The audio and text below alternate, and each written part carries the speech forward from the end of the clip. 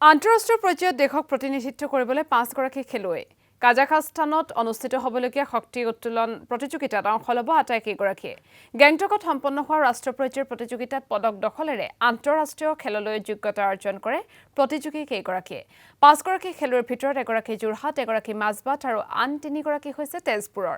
আন্তঃৰাষ্ট্ৰীয় প্ৰতিযোগিতাখনৰ বাবে প্ৰস্তুতি সম্পন্ন কৰিছে গোপাল কলিতা কৃষ্ণ কমল শৰ্মা অজিত বৰুৱা সিদ্ধাৰ্থ শইকীয়া আৰু কৰপী টেকাই আৰু খেলুৱৈসকলে কেনেধৰণে প্ৰস্তুতি চলাইছে সেই সন্দৰ্ভত আমাক সবিশেষ জনাব অৰ্ণৱ নাথে হয় অলপতে ছিকিমৰ গেংটকত অনুষ্ঠিত হৈ যোৱা ষ্ট্ৰেংথ লিফটিং প্ৰতিযোগিতাত উজলিছে অসমৰ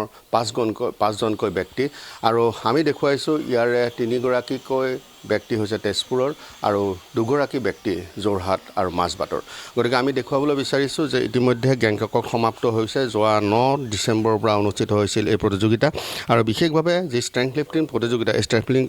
লিফটিং প্ৰতিযোগিতাত যোৰহাটৰ সিদ্ধাৰ্থ শইকীয়া লগতে তেজপুৰৰ গোলাপ কলিতা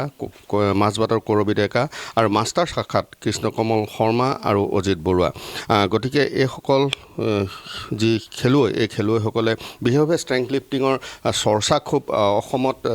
খুব কম নিজাববীয়াকৈ সমগ্ৰ বিষয়টো তেওঁলোকে নিজাববীয়াকৈ চলাই আছে কিন্তু তাৰ মাজতো অসমৰ পৰা এই 5গৰাকী প্ৰতিনিধিয়ে ভাৰতবৰ্ষক নিৰ্বাচিত কৰি ইতিমধ্যে কাজাকিস্তানত হ'বলগীয়া আন্তঃৰাষ্ট্ৰীয় পৰ্যায়লৈ তেওঁলোক নিৰ্বাচিত হৈছে আৰু যিহেতু মাষ্টাৰ্ছ 4 আটাইতকৈ জ্যেষ্ঠ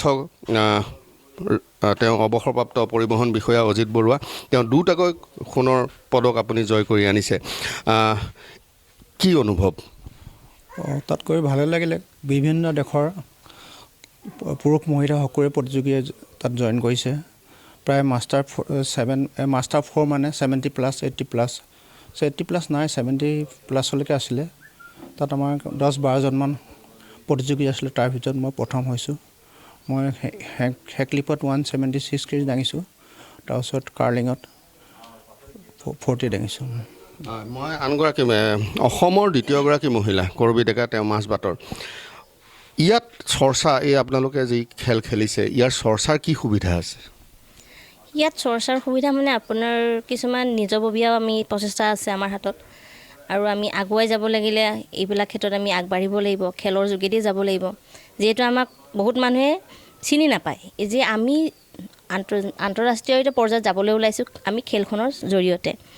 আজি ৰাষ্ট্ৰীয় পৰ্যায়ত জিলিকিছোঁ আমি অৰ্থাৎ এই খেলখনৰ জৰিয়তে আজি আমাক অসমবাসীয়ে চিনিছে এই ষ্ট্ৰেংথ লিফ্টৰ জৰিয়তে চ' আমি আটাইকেইজন মানে খেলুৱৈ বহুত সুখী তাক লৈ মানে আমাৰ ফাৰ্ষ্ট ক্ৰেডিটটো যাব মোৰ সন্মানীয় গুৰু শ্ৰী কৃষ্ণ কমল শৰ্মাদেৱ আৰু মোৰ লগত মোৰ ছাৰ আছে অজিত কুমাৰ বৰুৱাদেৱ আৰু মোৰ মানে ভাইটি সমনীয়া কিন্তু মোৰ ছিনিয়ৰ বুলিয়ে ভাবোঁ মই তেখেত গোলাপ কলিতা তেওঁলোকৰ সহযোগত মই আজি এইখিনি আগবাঢ়িবলৈ সক্ষম হৈছোঁ গোলাপ কলিতা যে এটা কথা কওকচোন আপোনালোকে ইয়াত যেতিয়া প্ৰেক্টিছ কৰিব লাগে প্ৰেক্টিছ কৰাৰ সুবিধা কি আছে ইয়াত কিবা নিজাববীয়াকৈ কৰে নে কিবা অনুষ্ঠান প্ৰতিষ্ঠান আছে নিজাববীয়াকৈ কৰা হয় জিমত যোৱা হয় তাতে কৰোঁ তেনেকৈ বাৰু কিবা অনুষ্ঠান বা কিবা সহায় সুবিধা তেনেকুৱা নাই তেনেকুৱা ভাল হয় সহায় সুবিধা পালে বহুত কষ্টৰে খেলা হয় আমি খেলখন বহুত খৰচ আছে আমাৰ খেলত কিন্তু তেনেকুৱা হেৰি নাপাওঁ বহুত কষ্ট আছে আমি যোৱা বছৰো মই চিলেকশ্যন পাইছিলোঁ ইণ্টাৰনেশ্যনেল খেলিবৰ কাৰণে আপোনাৰ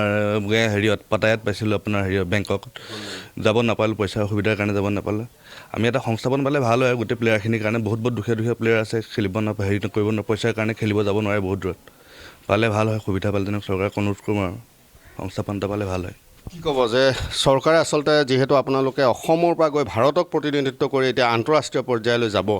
চৰকাৰী কিবা সাহাৰ্য এতিয়ালৈকে পাইছেনে নাই চৰকাৰী সাহাৰ্য আমি এতিয়ালৈকে একো পোৱা নাই আৰু আমি চৰকাৰক অনুৰোধ জনাওঁ কিবা সাহাৰ্য দিবৰ কাৰণে আৰু মই ব্যক্তিগত হিচাপে মই আমাৰ GM sir Amarjit Sharma sir APD তেখেতে যথেষ্ট সহায় কৰিছে মোক এই যোৱাৰ ক্ষেত্ৰত আৰু তেখেতে এতিয়াও সহায় কৰিম বুলি কৈছে ডিপাৰ্টমেণ্ট হিচাপে আপোনালোকে প্ৰেক্টিছ কৰিবৰ কাৰণে অনুশীলন কৰিবৰ কাৰণে কিবা সুবিধা আপোনালোকৰ আনুষ্ঠানিকভাৱে কিবা আছে নেকি তেনেকুৱা আমাৰ আনুষ্ঠানিকভাৱে নাই আমি জিমতে যাওঁ আৰু বিশেষকৈ আমি অজিত বৰুৱা দেৱৰ ঘৰতে আমি প্ৰেক্টিছ কৰিলোঁ তেখেতে অলপ বস্তু আছিল তাতে প্ৰেক্টিছ কৰি আজি ছেকেণ্ড পাবৰ কাৰণে সক্ষম হৈছোঁ কেতিয়ালৈ যাব কাজাকিস্তান আমাৰ এপ্ৰিলত ডেটটো দিয়া নাই এপ্ৰিলত যোৱা হ'ব গোটেইকেইজনে যাব গোটেইকেইজনে যাম বুলি ভাবিছোঁ যদি একো অসুবিধা নহয় আৰ্থিকটোৱে মেইন কথা যদি আপোনালোকৰ ফালৰ পৰাও যদি আমাক সহায় কৰে মিডিয়া থ্ৰুৱেদি তেতিয়া আমি যাব পাৰিম বুলি ভাবিছোঁ চৰকাৰীভাৱেও আমি সহায় বিচাৰিম আপোনালোকৰ থ্ৰুৱেদিয়ে যাব লাগিব